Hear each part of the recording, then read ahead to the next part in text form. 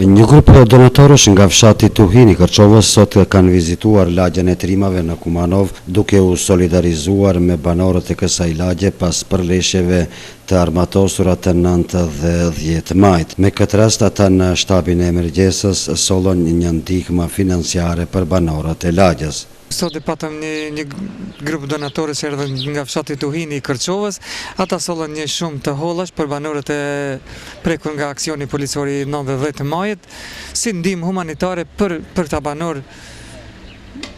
Ata erdhën me zemër qiltërsi, erdhën për të na ndihmu, për të na dalë, për të na thënë se edhe ata janë me ne të në kohën.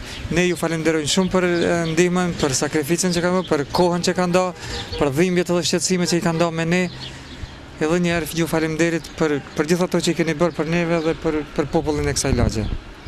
Ndërkohë që në lagjen e Trimave është duke vazhduar aktiviteti për pastrimin e terrenit nga gërmallat e mbetura të shtëpive të dëmtuara gjatë përleshjeve të armatosura. Pas pastrimit të terrenit pritet në gjellë llogaritë e banorëve të derdhen edhe mjetet financiare në formë kompenzimi për dëmet e shkaktuara.